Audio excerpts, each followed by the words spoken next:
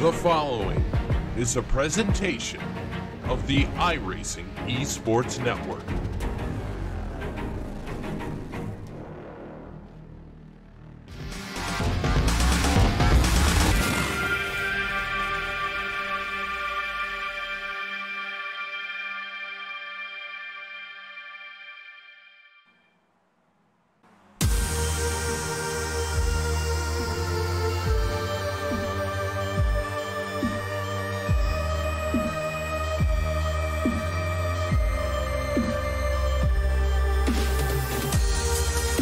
Circuit de Spa-Francorchamps, a track that stages itself in infamy.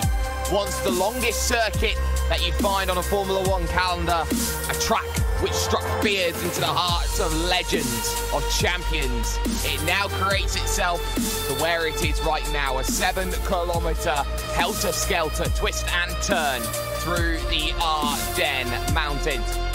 I, of course, here on the iRacing Esports Network with Racebot TV and hashtag Do You Mind Jake Sperry, the observer of sim racing himself, joined once again with David Haynes here as my compadre as we bring you the Skip Barber 2K World Cup. Qualifying is currently underway here, David, and 2 laps here, 10 minutes to set them around a lap which is 2 3/4 minutes, which is so agonizingly long at Spa. Yes, exactly. We've got a double-header, 2 races for this series tonight. But, well, this is a 5-lap race that these guys are qualifying for. You think that's a short race, but really, like you said, lap times getting close to 3 minutes. It's a sprint race, but longer than 5 laps would make you think. Longer than 5 laps certainly would make you think. No times currently set. The first times are currently trying to be put on the board as we speak, as everyone is on their first flying lap, running the endurance layouts here today. So they will be pitting in the endurance pits and they will be looking to get off to a start. Not at the La Source hairpin, which becomes the final corner, but up Eau Rouge and Radion for the time being, as we are watching the 27 machine at 27 machine, sorry, at the moment. That's Arian De Freitas for Evolution Racing Team in all pretty pink, looking to charge to the bus stop chicane here, this right-left, which always can be difficult, and he goes spread eagle sideways through that half of the corner. He keeps the lap together, but he will need that second lap, David, to get really close together, as the first times will look to come in. Yep, that's compromised that lap and might compromise Arian's run into his second lap. He's just turned into the bus stop chicane there. A lot of steering angle, maybe downshifted too early, and the rear has given way. And this is a car with not a whole lot of power, so your momentum through all of these corners, your minimum slip angle becomes very important. It certainly does. Arian De Freitas goes P9, but instantly bumped down to 13th. Ade Koba for the Vodafone Giants gaming team currently holds the advantage, 2:45.821 for Hemantonides. For Thrustmaster Movano is second, and Mr. 2K World Cup for Litle Bear, part of TT Racing, finds himself then in 3rd position overall on a 2:45.992. A couple of drivers haven't set a lap time. The legendary Richard Avery has yet to set a time. Brian Lockwood moves up to 10th position, the reigning champion, as things stand, with 48 plus drivers looking to set themselves some time. Also, who hasn't set a lap time is the 204 machine of Alfredo Malo, and I'm not sure he'll be able to set a time, as he is very, very late coming out. Maybe has a penalty that he needs to serve. But let's go on board then with the number 301, the close to championship leader, second in the championship at the moment, Ade Koba, making the charge through Pujon, the double apex right-hander. Now the run to Fania, and Fania so pernickety in a momentum-based car that you have like this one here, David. Ade Koba has just got to get every corner right up as close to the curb as he dares. Yep, it's a long lap, and one mistake anywhere will cost you, and cost you dearly in a car like this, because of how long it takes to go down those straights. You will just be sitting, losing time, and with only 2 laps of qualifying, they need to make them work, make it work quickly.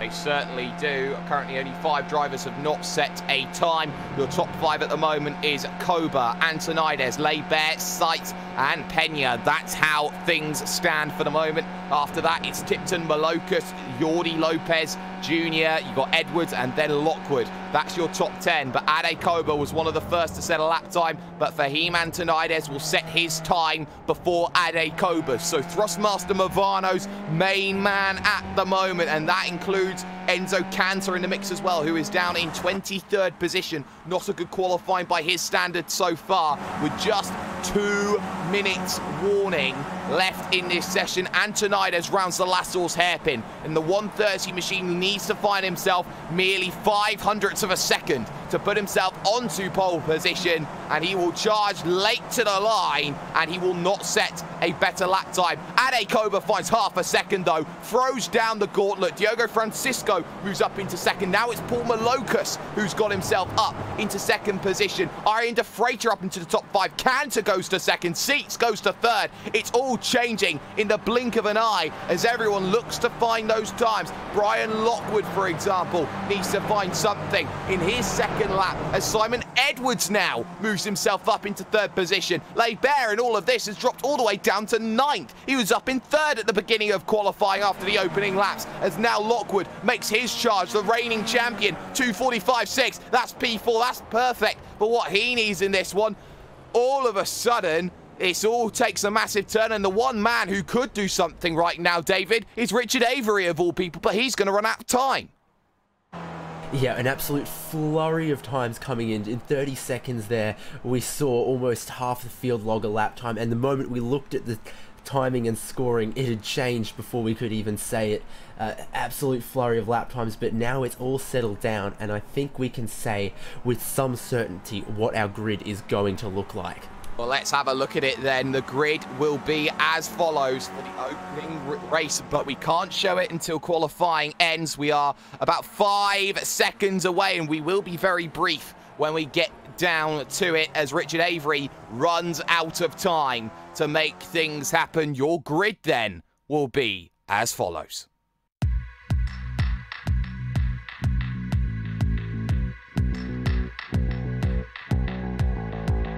Ade Koba is on the pole with Enzo Cantor, the Italian, alongside. Simon Edwards starts from third with Brian Lockwood, reigning champion in fourth. Greg Seitz and Paul Malocus are on row 3 with row 4 seeing Diogo Francisco and Arjen de Freitas for Evolution Racing Team. TT Racing lockout row 5, Justin Tipton and Mr. 2K World Cup himself, Felipe Leibert, David Pena and Sergio Hidalgo are on row 6. Row 7 sees Jordi Lopez Jr. and Fahim Antonides. Row 8 is Brian Duell and Edwin Viorino. Andrew Picario and Daniel Muth are looking at 17th and 18th, with Gustavo Conde and Tuan Tran 19th and 20th.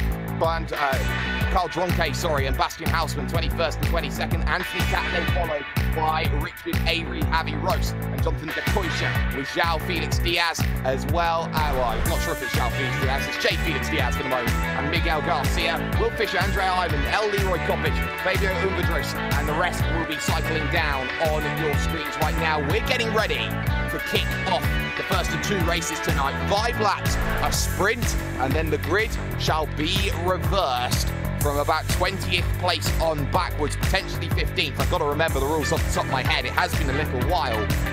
But from there, the second race will feature a pit stop, and this will be very, very entertaining. Ade Koba then on the front in the 301, likes of Simon Edwards, Brian Lockwood, all looking to make positions. That run up the hill draft, so vital in machines like these as we wait for the last few drivers to place themselves up on the starting grid. They've only got 5 seconds left to do it, and if they don't, it's a pit lane start. And for Enzo Cantor, it shall be a pit lane start. Engine notes will rise. Koba will probably be unchallenged into turn number 1. And let's get ourselves underway. 5 laps then, here at Circuit de Spa-Francorchamps. And Ade Koba has got himself the start that he was looking for, as now they file, single file, the front few drivers all looking towards turn number 1 out on circuit. This is Eau Rouge, and just a little bit of too wide. Bastian Hausmann and Anthony Katz in the middle of the pack, but they're good for now, and watch how it fans out then for your race lead. 3 wide. We're already thinking, don't make it 4. You know what? Let's make it 4 wide at the beginning of this race. Fantastic to see this one. Greg Seats gonna go for the Uber move, and for the moment he's got that one locked down, and there's not much you can do about it. Greg Seats then here, David, moves himself 4th to 1st in 1 Kemmel.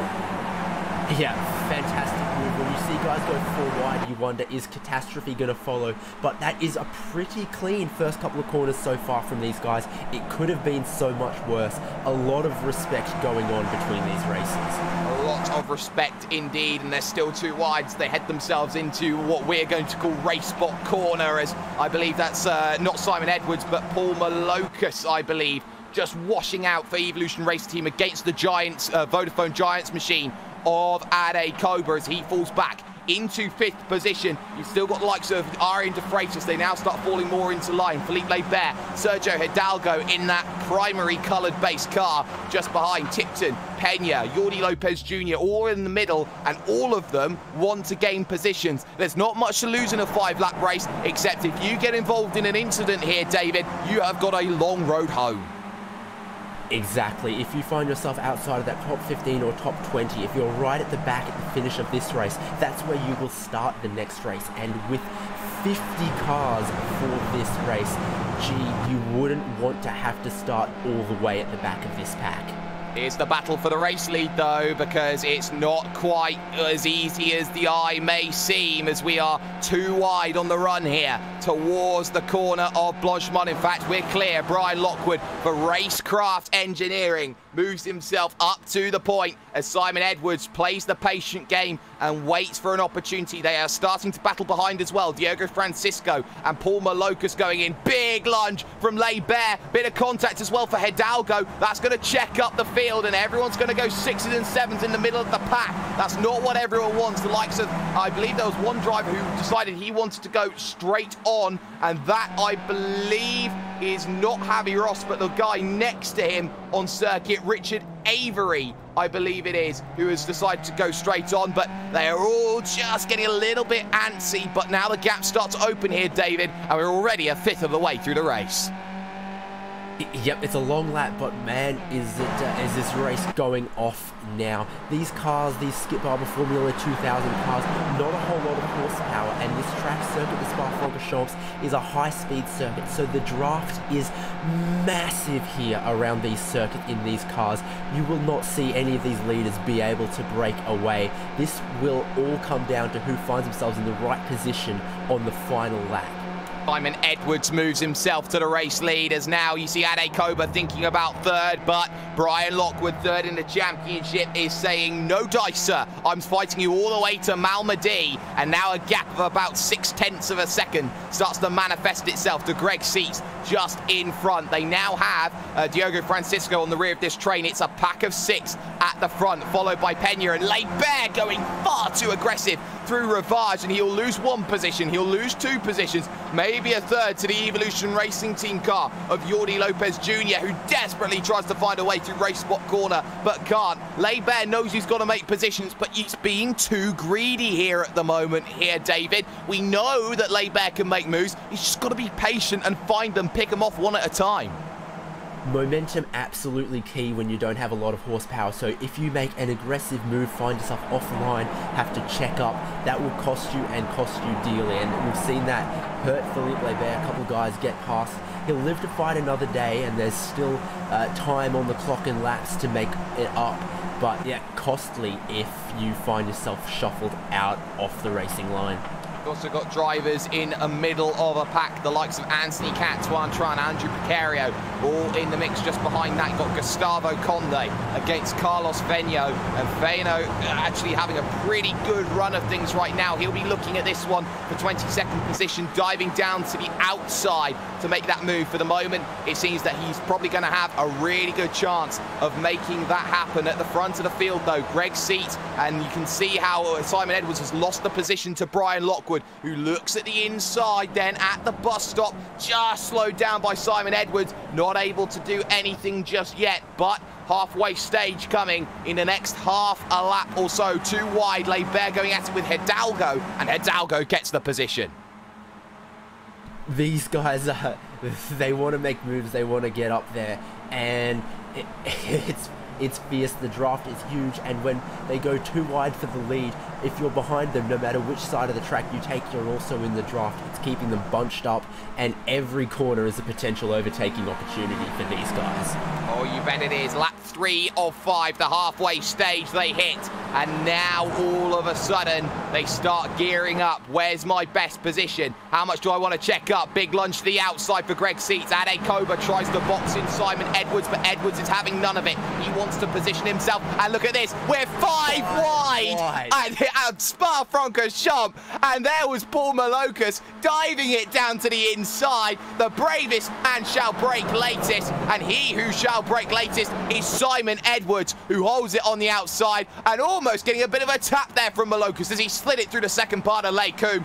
5 wide at Spa. Let's just let that sit in for a moment. 5 wide, David. Exactly. I tell you what, Jake, when you see them go 5 wide, your eyes, and there's a crash somewhere out there on circuit. Take us through it, Jake.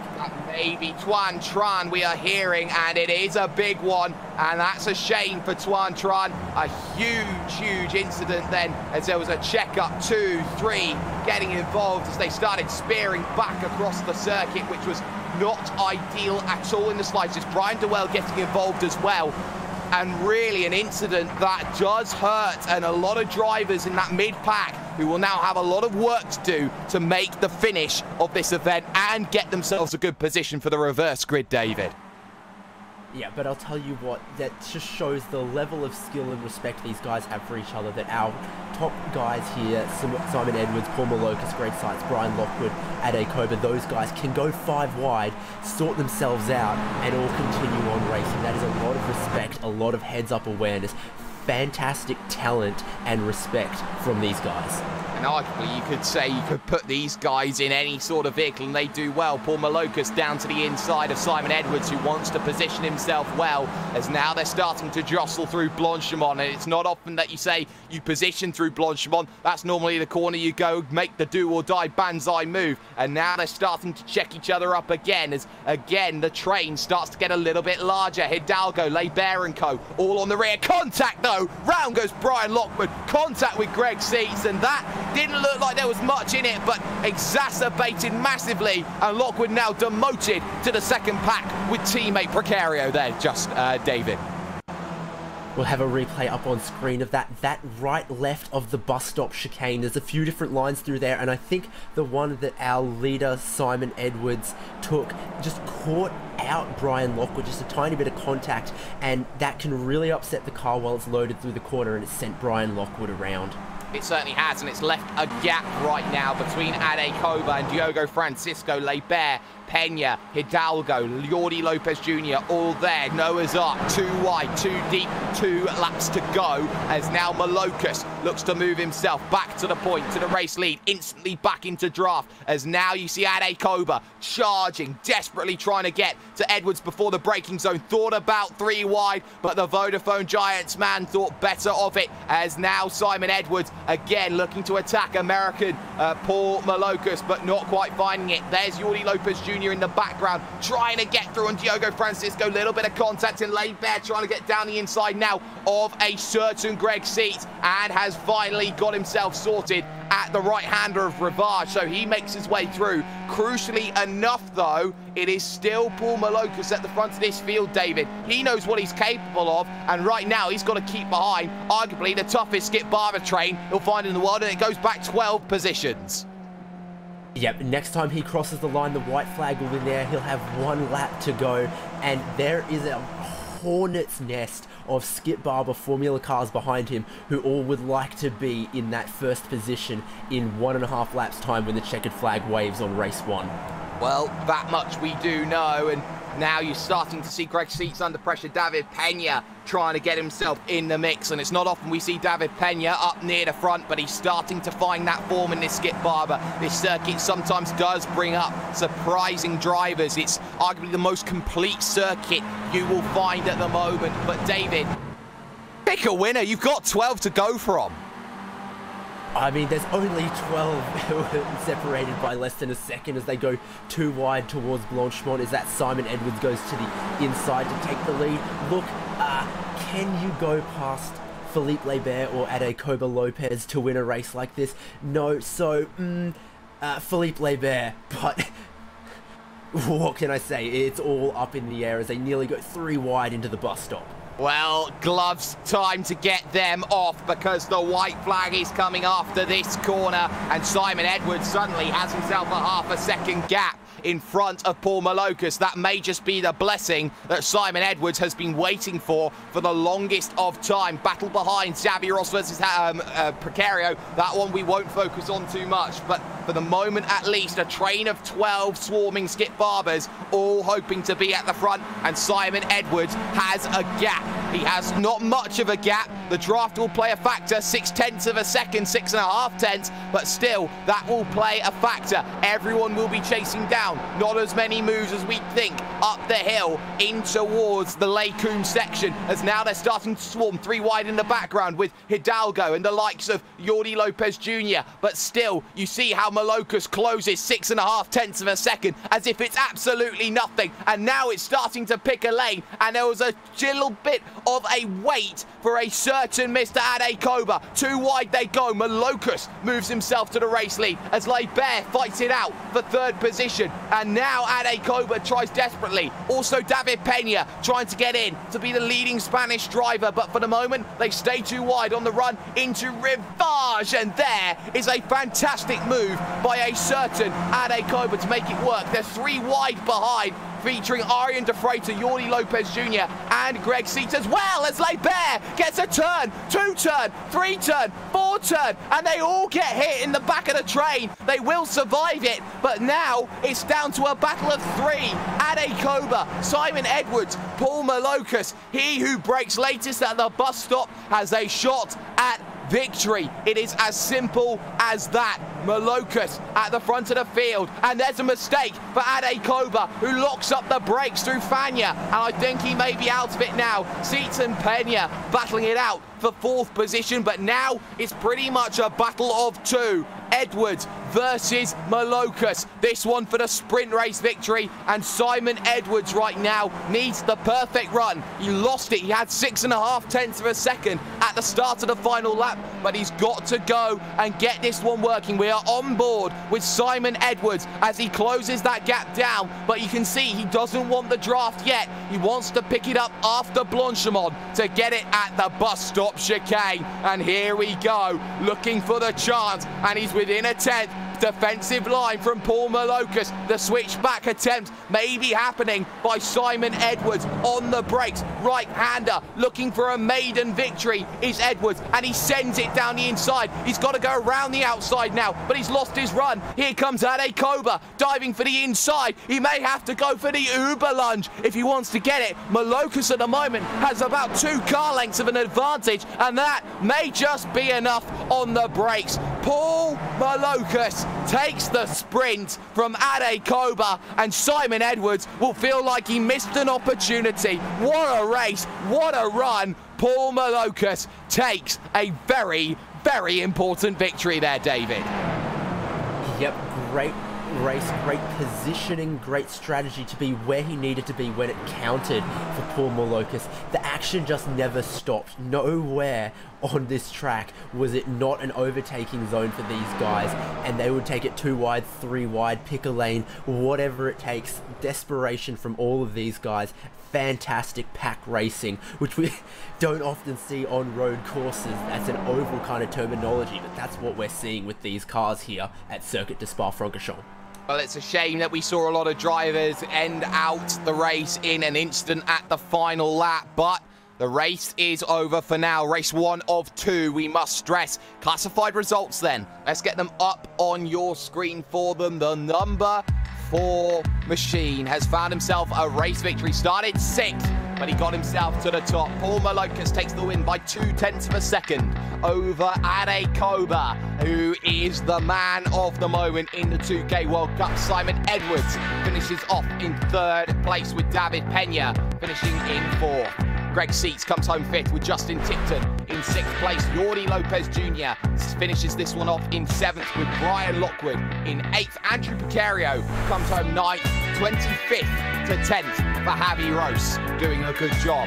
Carlos Venio moved from 36th to 11th with Gustavo Conde finishing 12th. Steve Ficciacci finishing in 13th with Miguel Garcia in 14th position. Brian Duell finishes 15th despite a spin with Richard Avery in 16th position, a former 2K World Cup champion. El Leroy Coppage finishes 17th ahead of Sergio Hidalgo.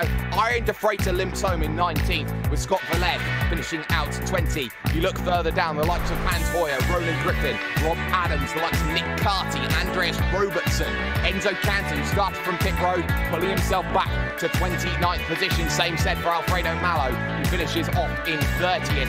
Got the likes of Carl Dronke, Will Fisher, Fabio Unverdrus, the likes of Fahim Antonides, failing to just about get it home. Juan Tran, Chris Malcolm, retirees though, Felipe Bear, Edwin Fiorino, Gavin Singh, Daniel Muth, Fabian Menetre, and Jonathan DeCoisha. We're going to step aside very briefly. Post-race coverage then of race 1 and the gearing up for race number 2.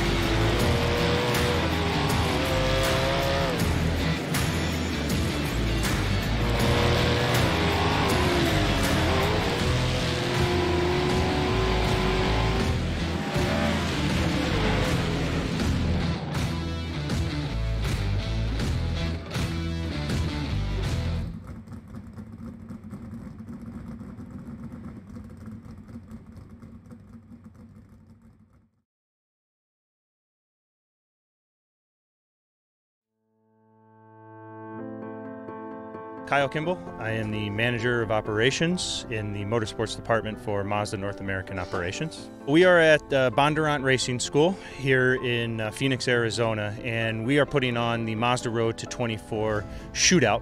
We started with 14 qualifiers that submitted business plans to us, and from those 14, we narrowed it down to 4. Those qualifiers were Celine Roland, Tyler Casera, John Allen, and Preston Pardis.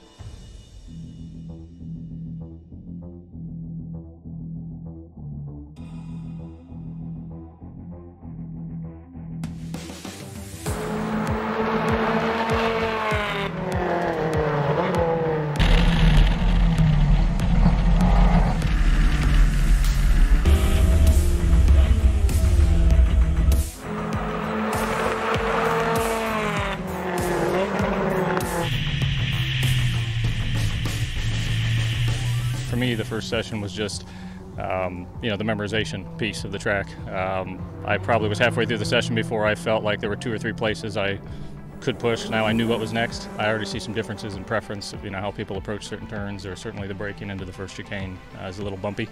So there's a lot to learn, but that's part of the fun.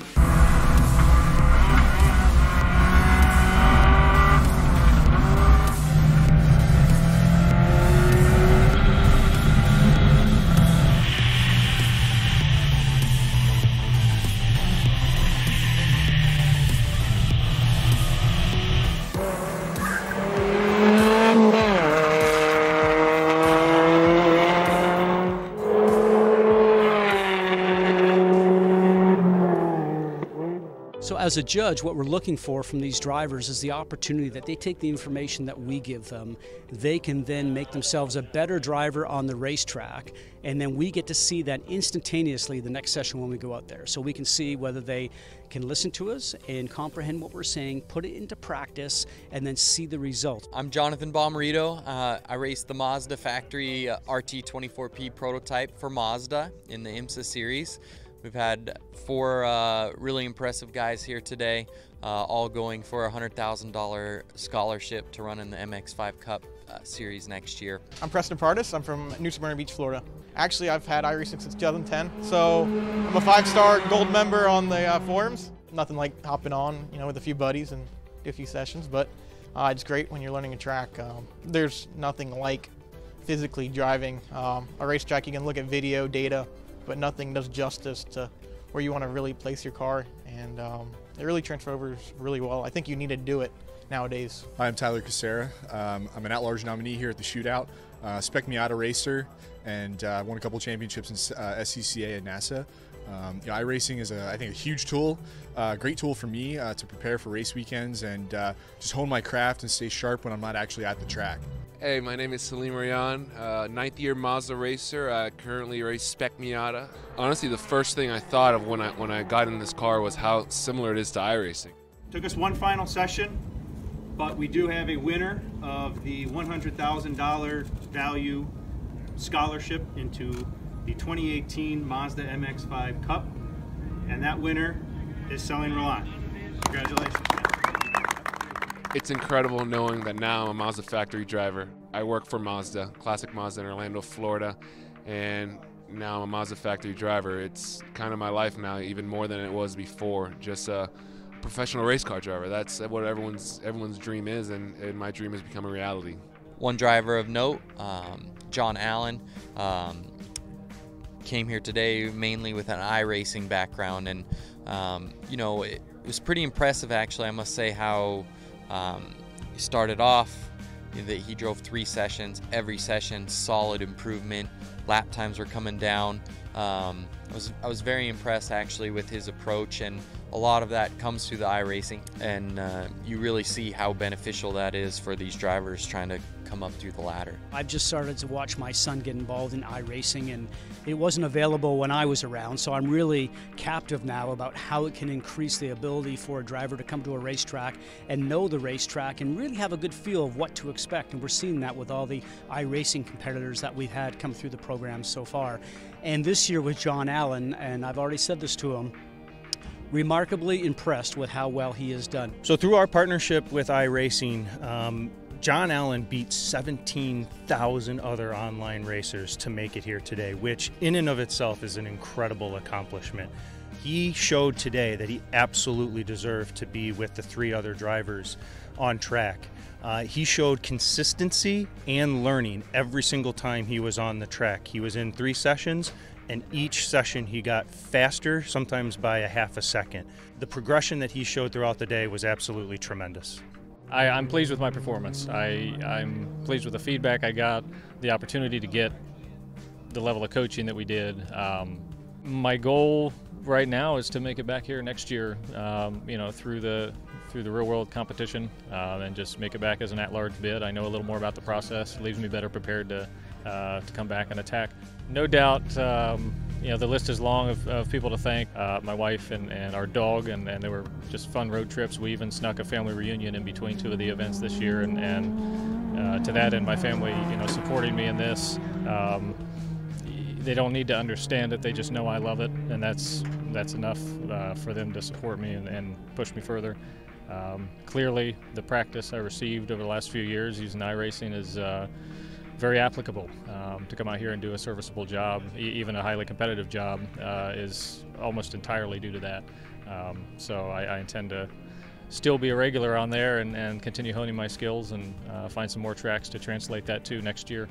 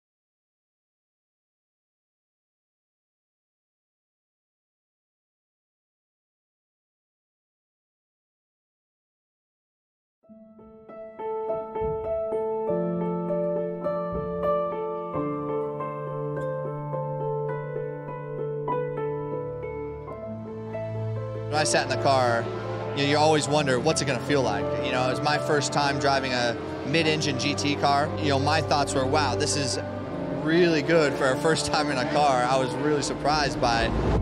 You're sitting low, you got the A-pillars at steep angles, the windshields at steep angles, you can see the fender flares. I think we have a chance to win. Everything's got to go right, but I think we have a car that can win the race or be on the podium. But can you imagine how cool that would be to go back 50 years later to the year and do it?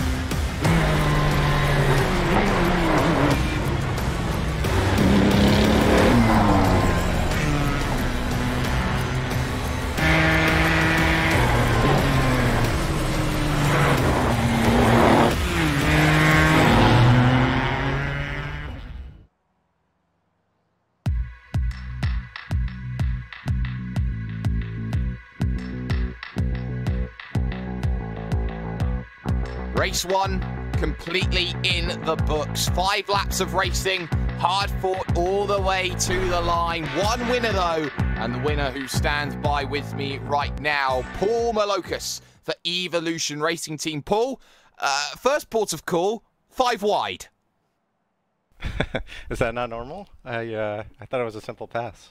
Well, at Talladega it would be normal, but it's certainly not normal here. Yeah, it was a dramatic moment. I just knew every time down the straight, if you don't take that big risk at some point, you're never going to get to the front. So I just took the one window I saw. You took the one window you saw. Let's talk about that train heading towards the final lap, because you had yourself in towards the front of a pack of 12, and then all of a sudden it falls away coming out of race spot corner, which is the one without a name, and suddenly it's a pack of 3 again. What sort of mentality do you see when you see about 3/4 of the field behind you wreck? You know, to be honest, I couldn't see everybody. I just saw a couple of things, and I saw we had a gap with just 3 of us, and I was very happy to see that, because I figured we would be 4 or 5 wide coming out of Blanchimont into the bus stop. So I was very happy that it was just 2 of us. You're now moving into the second race. It's almost 3 times the distance at 14 laps. There's a pit stop required, mandatory as well. What are you feeling heading into a race like this? Because we know that the official race is only 9 laps long. It's effectively an official race and a sprint race. Well, the pit stop always throws a wrench in the works for everybody, so it's interesting. The pit entry here is a little bit tight, so it always adds interest to the race. Plus, with all the draft, there's a strategy around, do you pit early, do you pit late? Although it's only, I think the window is only 3 laps, so really this is anybody's race. It's all who can survive and who can stay clean until the end. Well, we'll see what you can do from position number 10. Before we let you go, shout out sponsors before we see you out on the track. No, just a thank you to the team, ERT, and all the guys on the team, and welcome Miko Nazi, who's just officially joining. So we'll have one more alien in the skippies here soon. Oh, yes, we will. Miko Nasi, of course, a former champion here in the Skip Barber 2K World Cup. Paul Malocus then joining us, who will start from 10th position in this one, David. Only the top 10 get themselves reversed for this race. And I tell you what, that top 10 reversing means quite a bit with a lot of drivers so far down the order after race 1. Yeah, exactly. 50 cars, so just the top 10 reversing, but still, if you're Paul Malocus starting from 10th place, you've got yourself shuffled back into the pack a little bit, and you've got to keep it clean. Definitely look towards when you're going to take your pit stop, and make sure you're in a prime position then, and with a clean car. We've got some drivers starting further down the grid that we're expecting to make some moves up. People like Tran, Philippe Lebert, Fahim Antonitis. Those are some names that are going to be starting right at the back of the pack, and we're expecting them, if they have a clean race, to definitely move further up. Certainly are, of course, drivers who started in pit road, the likes of Enzo Cantor, Alfredo Malo. It's also worth noting that they've got more time to go and make those moves as well, so maybe we'll see a lot less rasher and bolder decisions on making said moves. But what's also very important to note, and it was something that I picked up from Paul Malocas, it's that one-track pit road, and with a narrow pit stop window as well, which is worth keeping an eye out on as well, David. How important is going to be track position heading onto that one-track pit road? Yeah, it's a unique pit entry as well here for the classic pits layout. So the drivers come around La Source and then have got to stay to the right, and the pit entry is there. If you are in a close battle and you're coming into the pit lane and they're not, or vice versa, you're going to have to be very careful with your body language of your car, that they're not caught out and no contact is made as you pit in. That certainly is always the case. We're about 2 minutes away from the gridding up procedure for this second race, and of course we know that drivers want to get themselves that breakaway. We saw in the opening race, David, how once the pack disintegrated, there is an opportunity for you to just focus on battling it out. But in a field which has arguably 15, maybe even 20 drivers who can actively go out there and win a race at any given point in time, you know, just how difficult is it knowing that you've got to battle legitimately everybody to even see a result at the end of the tunnel?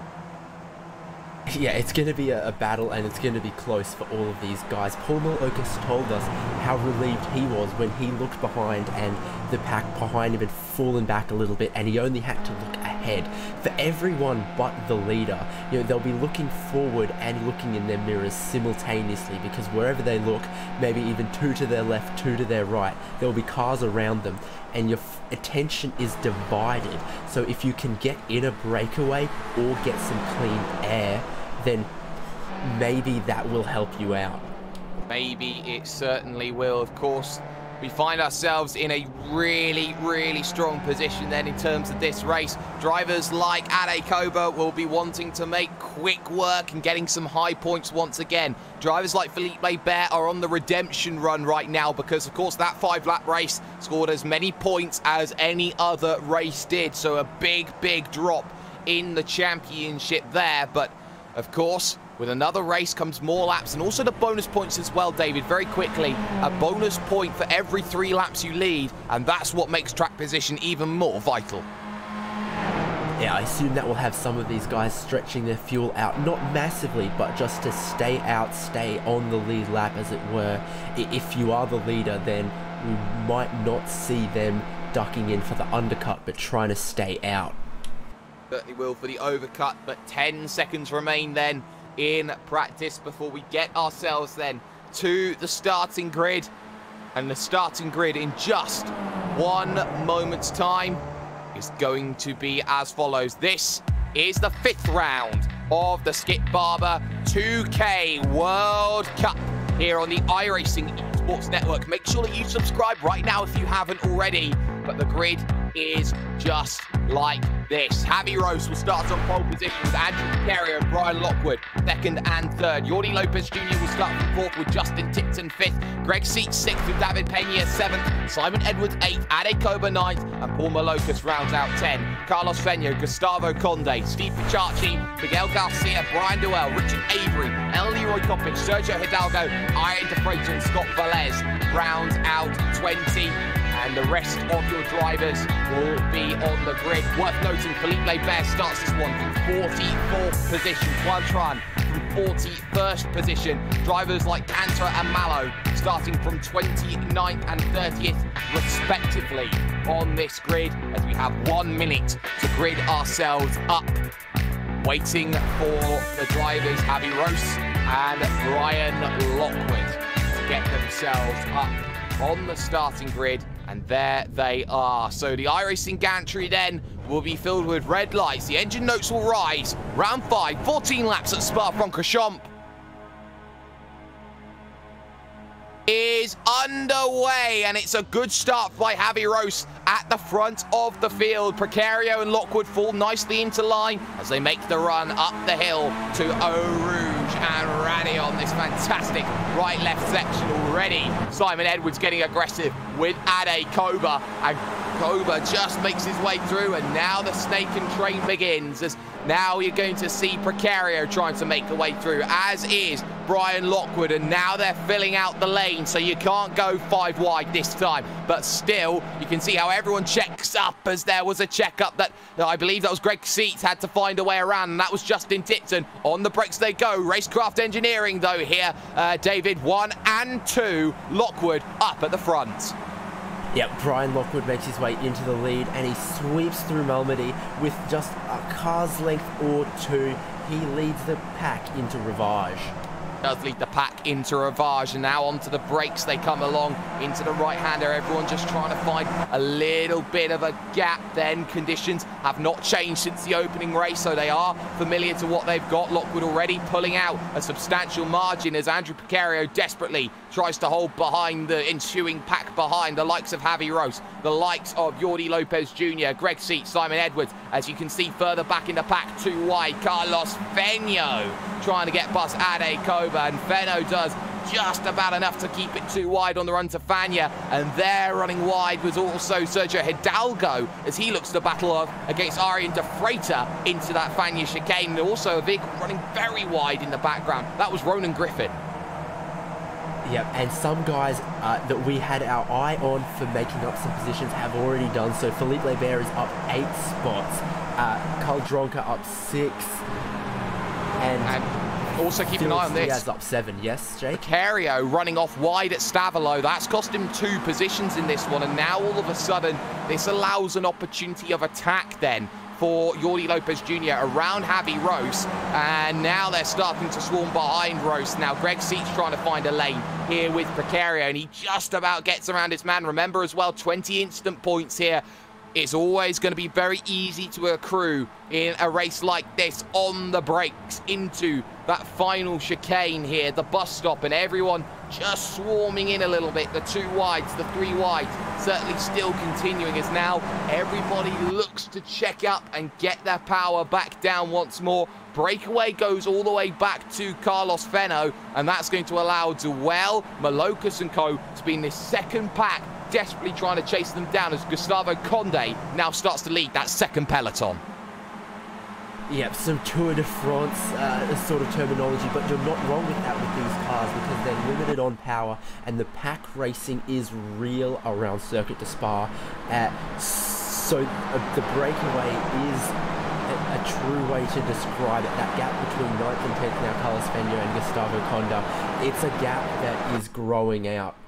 It is growing out. They are 3 wide behind, looking to make moves, weaving for the race lead as well as Jordi Lopez Jr. moves Evolution Racing Team up to the forefront, the Australian-based team, as now it is going to be Lockwood backwards into second, the reigning champion, taking his maiden championship against Philippe Lebert at the season finale. Ade Koba looking to attack Edwards and Tipton right now.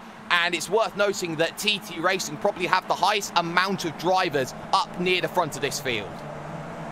Yeah, it's a talented team and a team with a lot of depth. Lots of great drivers for them. These 4 up the front here, Jordi Lopez Jr., Brian Lockwood, Javi Ross, Greg Seitz, have made now a little bit of a breakaway from Justin Tipton.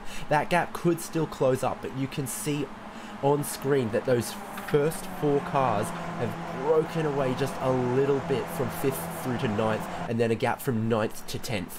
You can argue now a gap starting to form between 2nd and 3rd as Javi Rose is starting to struggle. Of course, he finished 10th in the opening race and was desperately trying to gain some positions back through the field, and he's just desperately holding on. Maybe doesn't have the raw pace to hold on, but certainly has himself enough to keep himself competitive. Look at his second pack though. Now Hidalgo up to the front of this one, and look at this, they're 2 wide, 2 deep, and in fact you can see a 3rd little bit of 2 wide as they head into Stavolo, and that train stretches all the way back to Enzo Cantor in 29th position at the moment, and that's a train which has Hidalgo. Currently I score him as being in about 11th or 10th position on the road. That's a 19 car pack as now it's 2 wide for 3rd place. Yep, that's Greg Seitz and Javi Ross fighting it out, and Javi gets the track position. They go too wide for first place to Brian Lockwood and Jordi Lopez Jr. through the bus stop chicane, and that's closed it right up. That breakaway that they had has now closed up first through to ninth all together now as the leaders battle side by side. They do, towards the last source hairpin, the final corner out on track, and it is Brian Lockwood's on the back of that train though. You got Fenno in a scrap with Andrew Picario, formerly White Cars Matter was the motto that he went by. He's now Racecraft Engineering, and Carlos Fenno right now holds himself in good straits then at the end of lap number 2, looking towards lap number 3. One driver on pit road is Felix Diaz, and that's going to be a shame for him as he looks to make his run. Big wiggle from Simon Edwards there through Radion, and that's how easily it can go badly wrong. 3 wide. We're going for the race lead once more now. Turns to 2 wide as that's Javi Roast trying to get past someone, and that is Jordi Lopez Jr., and they're boxing behind. Yeah, this a longer format race. They've tempered it down a little bit. No longer 5 wide, just 3, looking at maybe 4. They've really settled down and playing it safe for this longer race.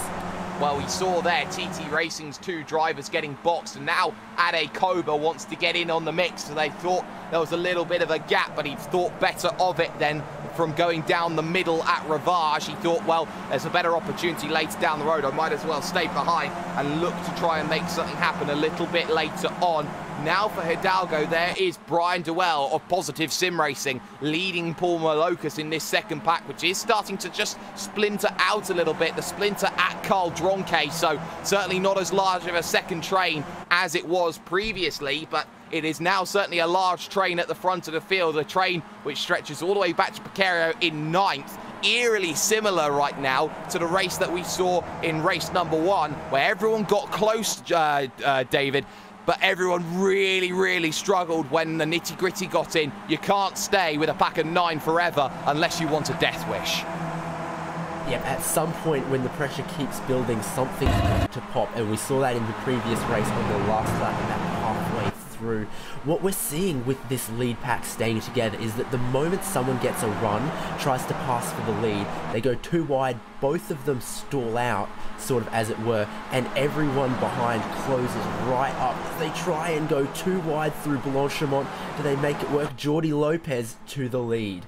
Yes, he does. Javi Roast now in second position. 2 wide, 2 deep now. They run towards the bus stop. 2 wide, 4 deep as they go in. That is ridiculous. Noah's Ark Racing. And there we see little bits of contact in these fragile Skip Barber 2000s. And they somehow all keep it together, running and pointing in a straight line. Still, Jordi Lopez Jr. at the front. Lockwood defending 3rd position. There's Simon Edwards fighting it out with Ade Koba. Koba trying to run that outside line. Now, who wants to be Webber and who wants to be Alonso when it comes to turn numbers 1 and 2 on this circuit here, David?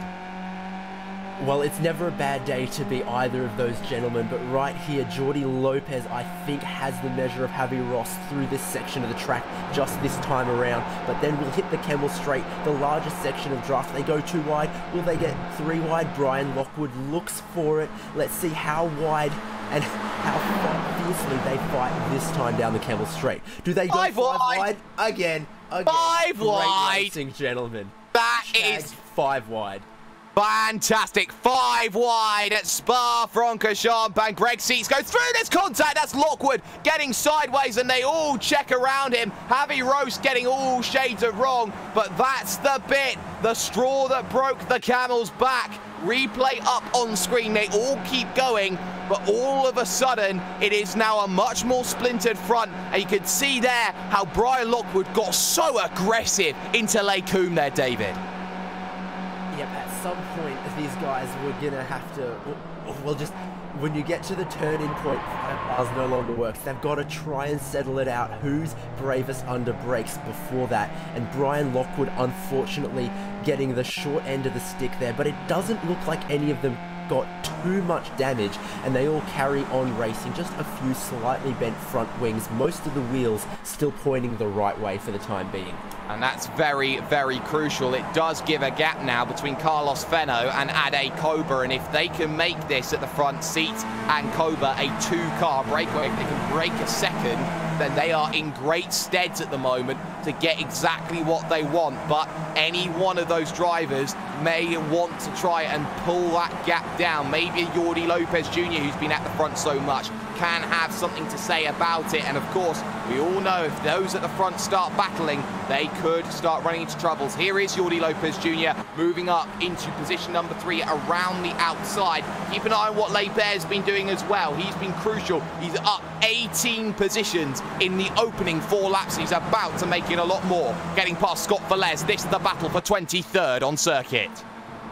Yeah, with a field this big, when you bury the talent, it eventually will bubble to the surface. So those drivers that we had our eye on, Philippe Leibert up currently 21 positions as I see it scored. Alfredo Malo up 14, and the battling continues at the front, but further back where we didn't quite have our eyes on, those guys are still hustling.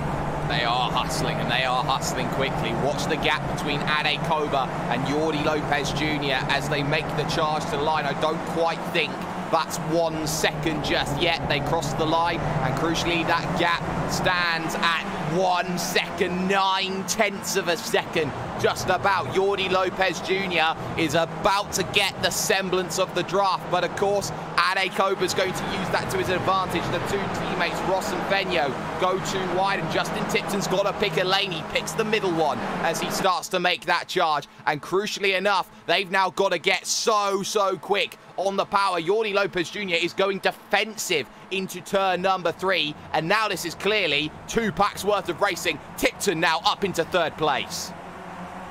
Yep, Jordi Lopez gets shuffled a little bit back there through Lacombe and Melbourne. He really just got offline, maybe almost bottomed the car out over the curbs. That's when you become a little bit of a toboggan and less of a racing car. Now you have to wonder, pit stop window. We normally see it open around about now, maybe looking around laps 5 to 8 as an opportunity. And we're on lap 5 now, so really this pit stop window, maybe even going as late as lap 9. This is probably the time where you go, okay, time to think about when do I dive down onto this lane and make a Magic Money stop. Yep, these guys could come in this time around. I'm not sure any of them would take that gamble just yet, but if the frantic nature of this pack racing is too much, maybe it's not the silliest move to try and take that pit stop early.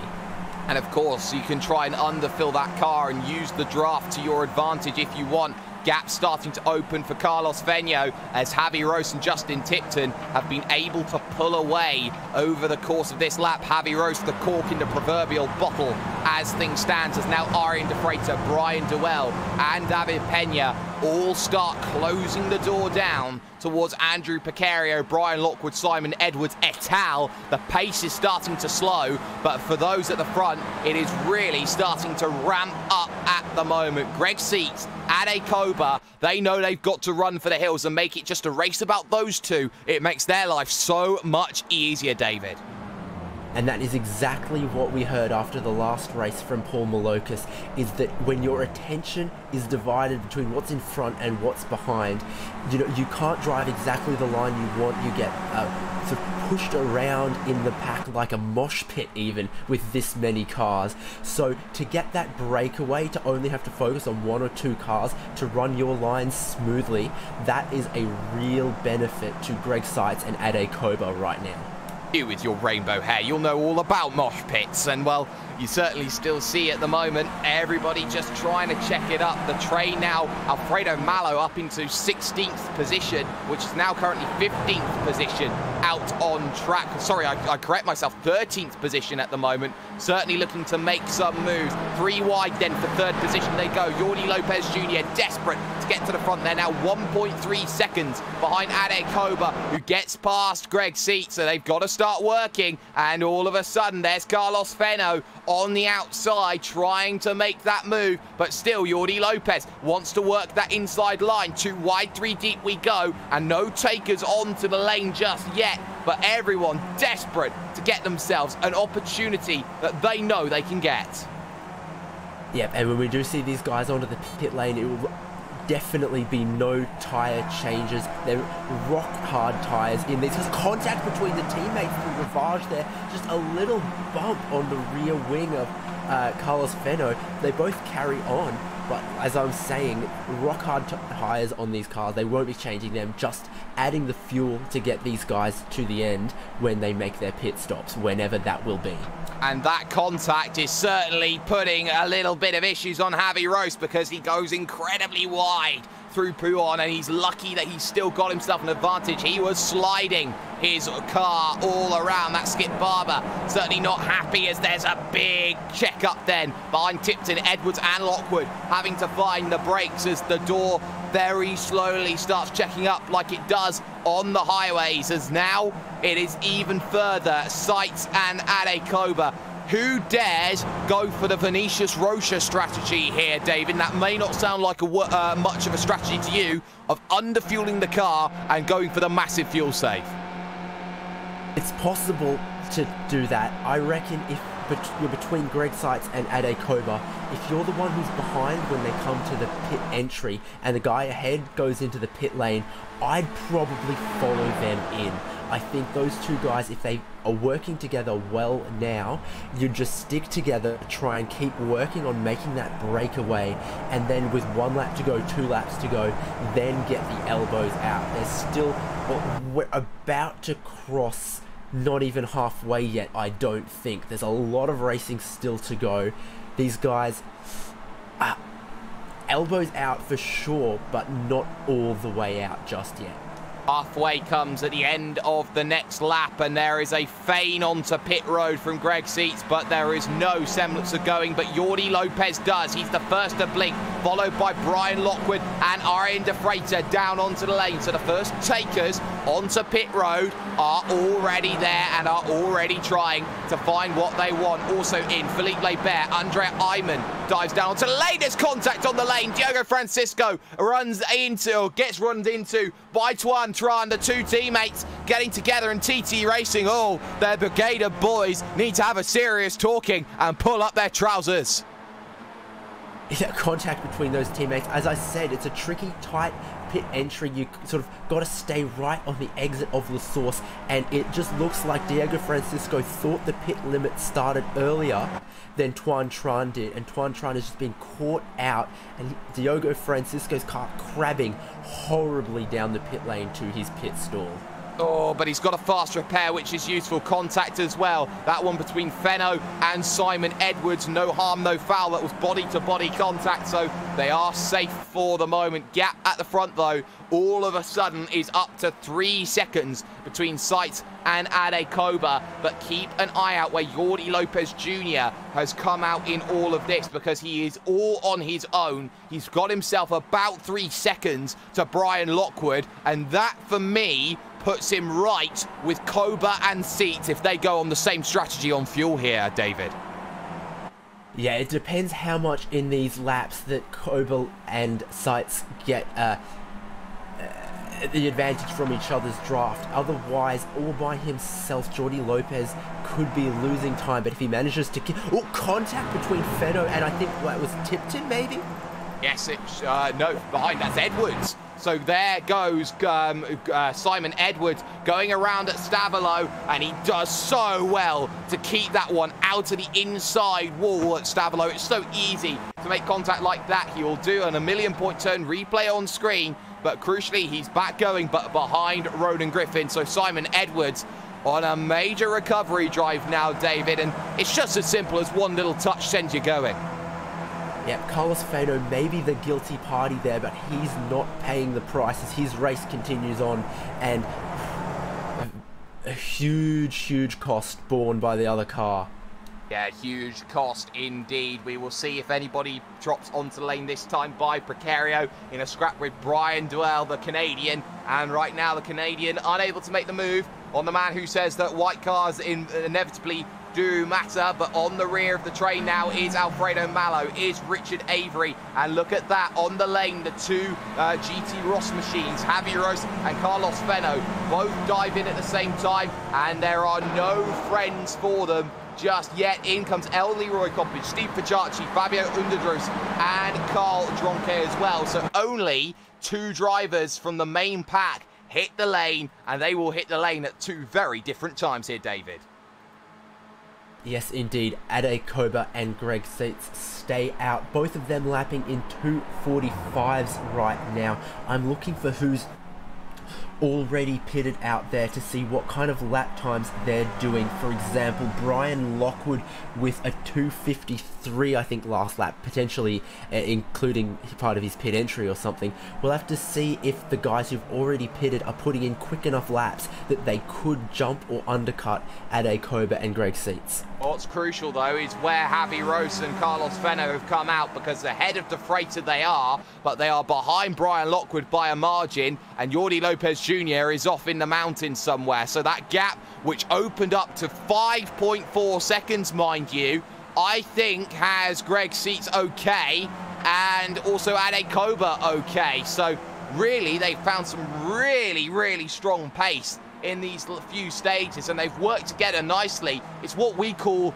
not competition, but it's co-competition, if you kind of get what I mean. They're working together for the end goal of fighting against each other.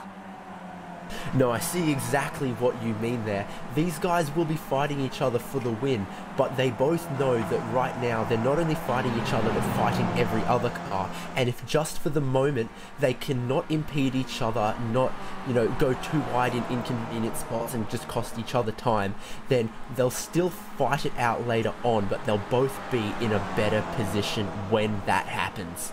Well, we all know that drivers need to make moves, like Alfredo Mallow needs to get himself onto the rear of the train, which has splintered into mini packs of 2 at this moment. Any takers onto the lane this time at lap 8? Surely they can't go much longer on the tank of fuel. They've pitted on lap 6, probably lap 8, lap 9. The furthest you can go on this restricted fuel tank to just 40% of what the tank is capable of. Seitz and Koba then make their way towards La Lassource hairpin. Do any of them decide to make the decisive dive onto pit road? There's an angle from 1, there's an angle from 2. They're diving together onto pit road. Koba the first to hit the lane. Yeah, indeed. What I thought Seitz would do is just follow the car ahead, because their draft is working. Don't mess with the strategy that's working. Just play that game for now. Everybody is in pit road, and there were no troubles getting onto the lane, which many worried about from this pack. Where is Jordi Lopez Jr. in all of this? The answer is rounding himself through the La Source hairpin, looking to charge his way up the hill to Eau Rouge and Radion, and Ade Koba is side by side with Greg Seitz coming out of pit road, but Seitz yields as they head their way up the hill. Here comes Jordi Lopez Jr. though. He will swarm past 3 drivers, one being David Pena. He will get himself onto the rear potentially of Seitz and Koba if the pace is there, and for the moment it's not. So Jordi Lopez Jr. is on an island of his own. Strategy backfires. Lockwood into 4th, Pena now up into 5th, and the swarm is there now for the lower reaches of your top 10. Exactly, the pit stop phase is done, and the boys are back together again. 4th down to 11th place, all under a blanket. Huge draft pack. Brian Duell, contact with Javi Rose. Both of them into their tyres on the exit of Lake Coombe. A replay on screen. Lockwood was a little bit further forward, but Duell was diving down the inside of Rose. They just merged 2 into 1 a little bit, and that is the case of there's not much more you can do about that. Both will be very disappointed about that sort of style of contact there. Yeah, open wheel cars, and the wheels have gotten sort of meshed together, and then that's not a good time for either driver. That's hurt both of them massively. And looking at Javi Ross's car, very significant damage on that, and even a bit of crabbing going on. That nose not pointing the direction that the car is going. Unfortunate for both of those guys. That's what happens. sometimes when they're that wide and they all come together into Lacombe and Malmedy. And you can see how many positions he's losing as Steve Ficciacci moves down the inside and takes the position away from the team boss of GT Ross. And that's really going to be hurting as they look to make their push a little bit further forward through the field. But this has really changed up the dynamic, because you see behind Mallow, behind Avery, Philippe Laibert now behind a certain Brian Duell, who does now not have a nice front wing, does not have a nice rear wing, and the immaculately clean TT Racing #2 machine looks to make its move there down to the inside, tries Laibert, but Duell is fighting it every stage of the way still for Positive Sim Racing. Once a dynasty when it came to Skip Barbers, now just another one of the players, and Laibert is looking 5 different directions to try and find a way through here there, David. Laibert up 29 positions now. He's no stranger to throwing a move and getting a pass done, and that's just in this race alone. He goes to the outside at La Source. He's definitely got the moves to get an overtake done, but right now it's a dance that neither party quite want to do. Oh, it's not, and Laibert makes his way through. Miguel Garcia, the next charge that he wants to get to. Paul Malocas, of course, has been out of this event for a very long time. There's David Pena, though, looking to battle his way with Brian Lockwood for 4th position. He makes his way through. Now De Freitas moves to the inside. Technically, it's 3 wide just about, but now Arjen De Freitas on that inside starts to buffer as he hits the dirt or the clean air in front and acts as the wake for everyone else. But De Freitas moves himself up, a former champion in his own right, going past the current champion and up into 4th position. Yep, he got that line just right, timed when he'd pull out of the draft, and a good run through Lacombe. Sometimes you can go to the inside, force your opponent wide, but compromise your own run. Arjen De Freitas not doing that. He's made a very, very slick move. Has made a very slick move, and that's something akin to what we have been seeing. Justin Tipton looking at Carlos Fenno, potentially down the inside at the double apex left of Pouhon, and he gets himself down the inside, trying to pick up a run off the exit. Is Fenno, second part of the corner. He's still desperately trying to hang it together, and he does. So he's got a chance to send it at Fagna, but backs out of it, realising that situation there, David, that they were going to lose touch with Andrew Pereira if they fought much longer. Yeah, and speaking of that, Jordi Lopez Jr. just still holding that gap ahead of 4th place Arjen De Freitas. I would have thought, honestly, all by him lonesome, Jordi Lopez would have dropped back potentially, back into that pack, but somehow he's still making that work and keeping clear of 4th, 5th and 6th position as Brian Lockwood makes his way past Arjen De Freitas. Yes, he does, and that was on the corner just before Blanchard, on the corner that is also not named on this track. So a lot of drivers now just settling down, gearing up for home. 4 laps to go when they next cross the line in the battle between Seats and Ade Cobra. If they come together, there's Jordi Lopez Jr. waiting for an opportunity as he runs incredibly wide, heading out of the left-hand part of the circuit. Worth noting, with 20 instant points, Tuan Tran on 19, Ross on 18, Fenno on 17 instants, Tipton on 15. A lot of drivers on high instant points, which could get disqualified with one very mistimed move. Yep, they'd have to watch their track limits, and they'd have to watch not to bump panels, tyres or other body bits with other cars out there, lest they be disqualified or otherwise penalised. So some of these guys have the room to be, I don't want to say reckless, but throw a little more caution to the wind and not have to tiptoe around the track and the other drivers. That's something that's going to matter with 2 laps to go, 1 lap to go, when the big bold moves need to be done. Yes, and what's even more crucial is that actually, look at what Jordi Lopez Jr. was able to do. 2:45.9 that last time by. Took 2 tenths out of Greg Seats, 3 tenths out of Ade Cobra. gap down to 1.6, and if he can get within 1.3 seconds, he'll start feeling the draft effects again. When he gets into a second, he will be able to start closing again, and that's for Jordi Lopez Jr. is the end goal. He is working so hard to bring that gap down, and he is running almost qualifying laps at this stage. He's Nigel Manselling this to try and get himself back into this race battle.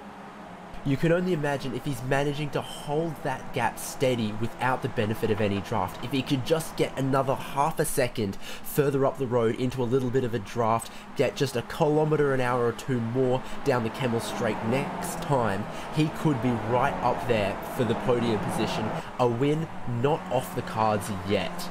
Certainly not off the cards, nor could be said for the next train trying to reach its next destination, because Pena, Lockwood and De Freitas all in the 245s, a 245 flat for De Freitas, 245.5 for Lockwood, 245.9 for David Pena, all quicker than your leading two who have not found the pace, and they'll be starting to play chicken with each other. No, I don't want to lead on the final lap, you lead. No, you don't want to lead on the final lap, you should lead this one a little bit later on. They'll start checking each other up and start playing mind games. Can't afford to do that, not with Jordi Lopez Jr., Lockwood and co starting to chase down.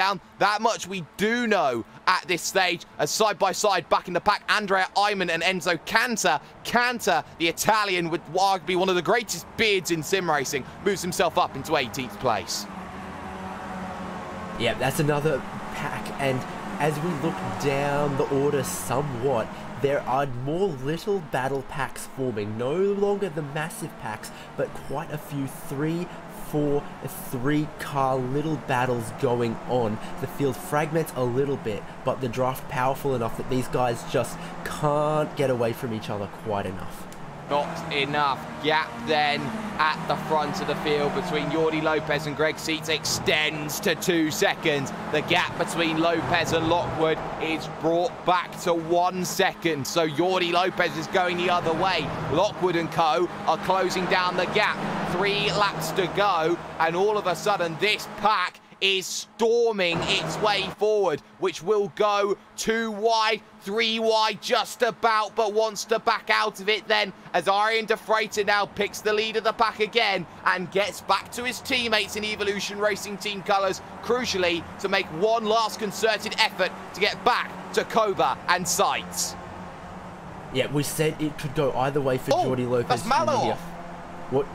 That's Alfredo Malo straight on. Where's he gone? And that was straight on. Massive, massive contact there, I believe, with Carlos Fenno. He was trying to get down the inside. Fenno gets disqualified and says, well, you know, that's the end of that. You can have a bit of contact for your troubles as well. Malo forced to go straight on then at Lake Coombe. And I have to say, for Carlos Fenno, that's very, very naughty.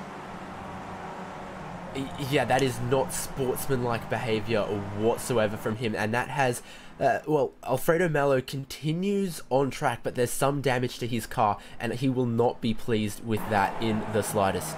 Well, what will be said is that these stewards are some of the harshest stewards you will find on iRacing, because they are not forgiving with their penalties. They certainly throw a lot. I can remember a time when Enzo Canter spent an entire season on the pit road starting races because he kept getting himself into incidents.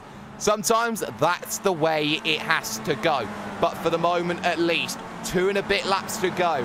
Ade Koba in second. Greg Seitz leads this one. It's TT Racing versus Vodafone Giants. Evolution Racing team now 3rd and 5th because Lockwood is back through once again on Arjen De Freitas.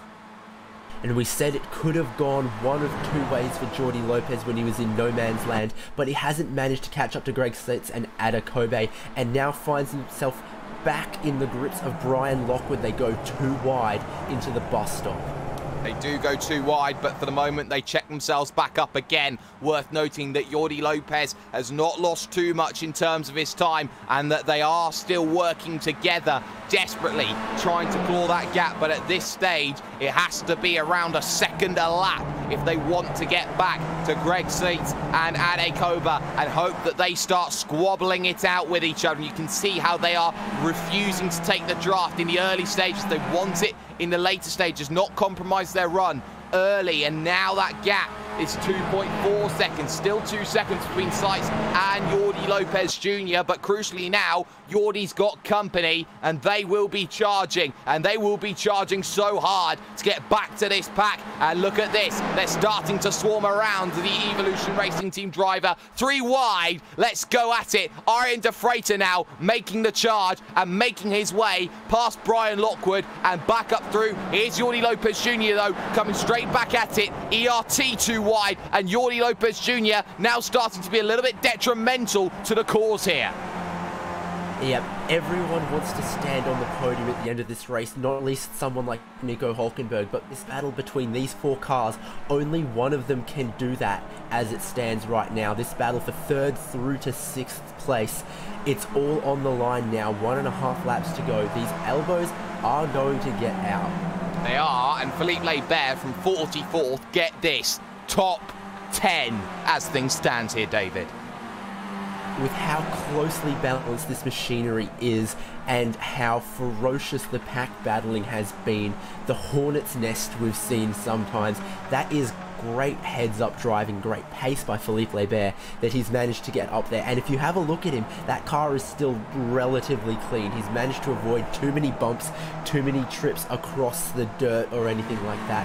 Just being quick, placed his car where he needs to be, catch out his opponents, and top 10, I mean, we know he's capable of more, but from where he started, that would be a good result.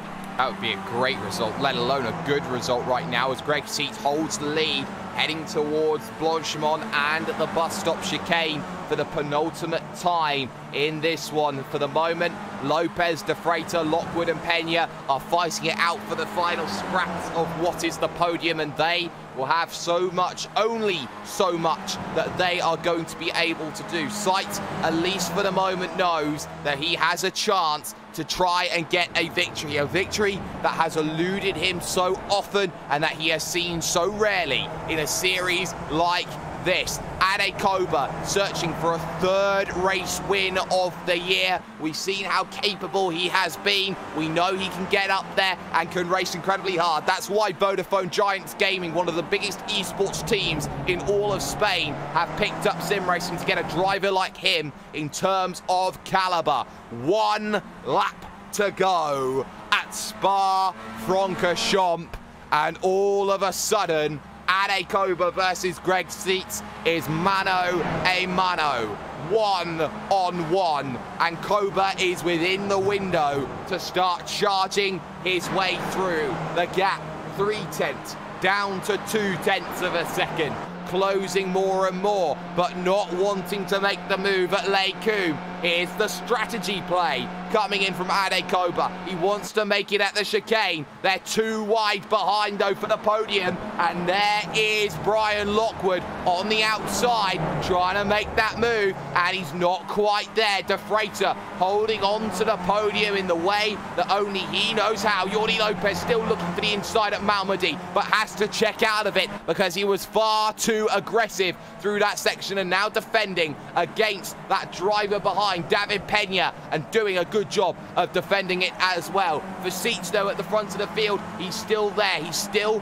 at the front, but of course, he's got to defend it through Blanchimont and any other corners. Here's the next question. Does he let the position go early to give Ade Koba a chance of defending this one from the front? The mind games continue, but Greg Seitz is not going to play mind games because of the 3-second gap behind to Arjen de Freitas. Lockwood currently in 4th, Jordi Lopez in 5th. Behind is Tipton, likes of Mallow, likes of Lebert. They're not going to play much of a part in this one unless there's some contact. But look at how close Ade Koba is. Now they're starting to check up a little bit as they all look to try and pick up the magic run, and now you start feeling, if you're Greg Seitz, that this one is falling away from you a little bit. Koba's going to be advancing. You've got to do everything in your power to get out of the draft, and Ade Koba does not want the draft yet. He wants it now. He wants to pick the perfect run through Blanchimont. He does not want to make it at Blanchimont. He waits still at about 1.5 tenths away,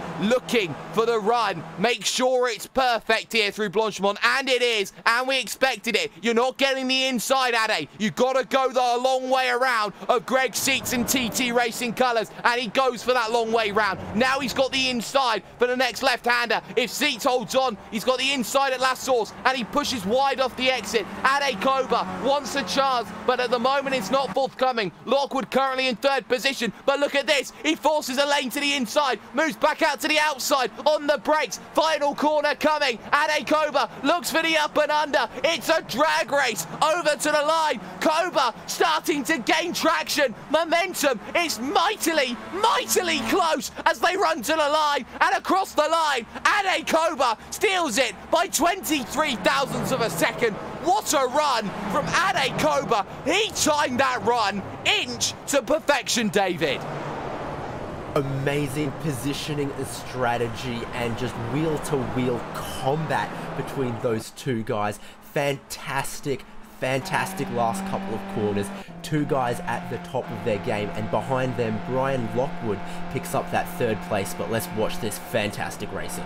What a fantastic battle. Ade Koba looked every which way, and we're looking at this from Blanchimont. He wanted to go around we wanted the inside at Blanchimont to make life easy for himself. He couldn't get it, so he had to try at the chicane. Had to go at the outside of the chicane, which is the more difficult way to make that move. Crucially, he would have the inside for the second half, but you see Greg Seats pick up the run on the exit of the second half of the chicane and now start to charge towards that final corner of the La Source hairpin, and you could see how there was only just a gap, and any mere mortal who saw that gap would have gone for it. Not Ade Koba. He went the long way round. He went for the up and under. He almost goaded Greg Seats into defending that one, and he just reaped the rewards of a better run out of La Source. And what a great finish that is to a fantastic event. Classified results up on your screen.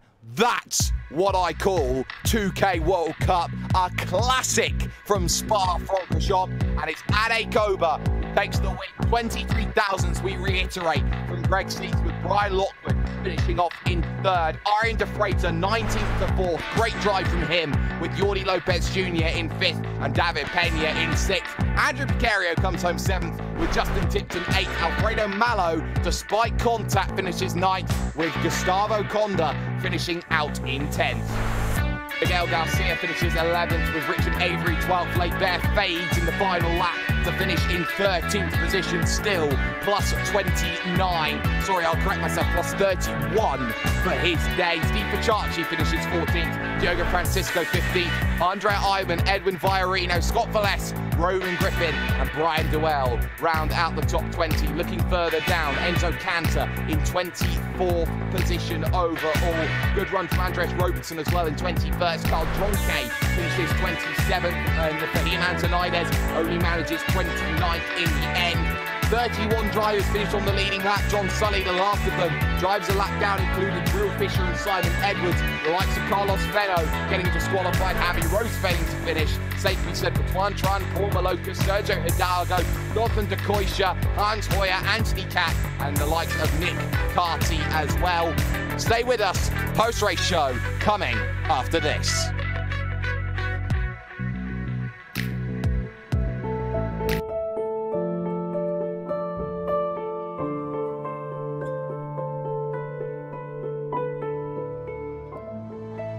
When I sat in the car, you always wonder, what's it going to feel like? You know, it was my first time driving a mid-engine GT car. You know, my thoughts were, wow, this is really good for our first time in a car. I was really surprised by it.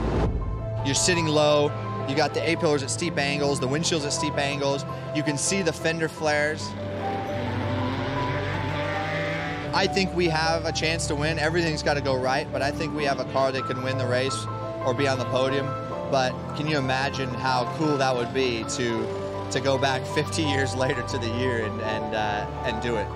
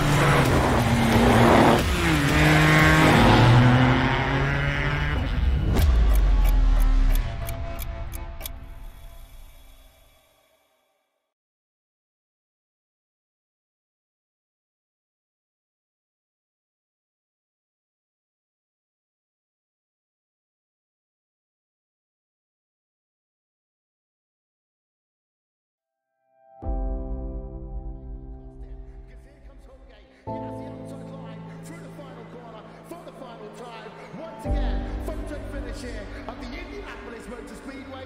Will it be Tim Hogan? It's going to be Christopher DeMary at the line.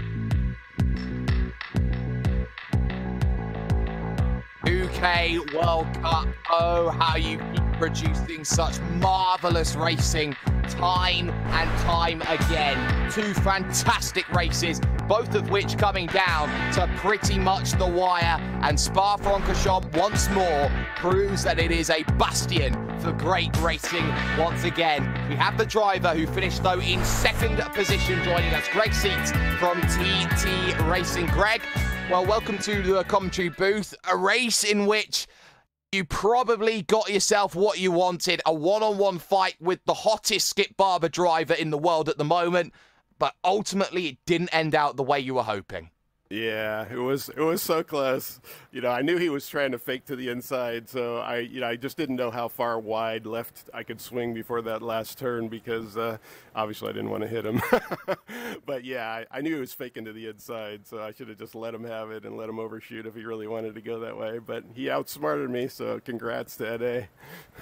Ade doing a great job in winning this one. But for you yourself, we've seen how your form from time to time has been, I guess the word is inconsistent. Sometimes we see you up here fighting for race victories. Other times we see you disappear into the nether regions of the top 20. Where is the consistency going to come from? And how do you think that TT Racing is helping to combat that consistency issue with you? Well, I think actually I do actually have had a lot of consistency. I finished, I think, 4th last season overall. So I was up there. This season, you know, which is probably what you're looking at, has just gotten off to a horrible start for me. Got it caught up in, I think, 2 wrecks in the first 2 races. And then last week I qualified 3rd, you know, was hanging with Vinny and Johnny, and as we were going into the pits, my engine just blew up. I mean, it wasn't even on a downshift. So yeah, so I think I've actually been pretty consistent, you know, when bad luck hasn't taken, you know, my way. But we have a really solid team, so, you know, we do a lot of practice together, and, you know, I don't think there's anybody on our team that you would even remotely call weak. So, you know, it really, I think, brings the whole level of everybody up to be able to work together and race together as much as we do. Of course, you're now heading to Summit Point in 2 weeks' time, a track which everybody knows, everybody and who has ever touched iRacing has probably touched Summit Point at some point. So the playing field very much even for this next race. Is it just going to be the case of he who's fastest wins? No, I think there's going to be plenty of strategy there. I mean, in some ways, it's like a mini Spa. I mean, there's opportunities, you know, to get by people, especially down that straight. And I think you'll see a lot of crazy stuff going into turn 1 there. Certainly will. But before we let you go, any shout-outs to sponsors for the boys back at TT Racing then, Greg? Yeah, just my whole team. Too many guys to name these days. and Philippe, of course, you know, for putting everything together, and you know, the league, and you guys in the booth. And since I'm actually up here with my mics working, I want to say happy birthday to my wife. Well, no worries at all. It takes a very brave man to race cars, well, pretend race cars anyway, on their wife's birthday. But Greg Seats proving that he can make up for it later on with a nice dinner somewhere down the line. Greg Seats coming home in 2nd position. David, you're standing by with a driver who came home ultimately in this race in 4th position, and that is Arjen de Freitas. Arjen, first of all, a pit stop in this race. What were you thinking was going to be the best strategy, and did you have to alter it as other guys pitted maybe differently to what you thought? Pit stops, I mean, there was only, I think, a pit window of 3 laps. I think 6, 7, and 8. So basically, Jordy, my teammate, came in, and I figured I'd go with him, maybe catch on the draft. But yeah, with the random pit stops, apparently my pit stop waited for like 2 seconds before it started fueling. So I couldn't get in his draft, went out. But yeah, luckily, when some other guys came out of the pits, I got back on his tail. And from there on, was fighting for the last podium spot.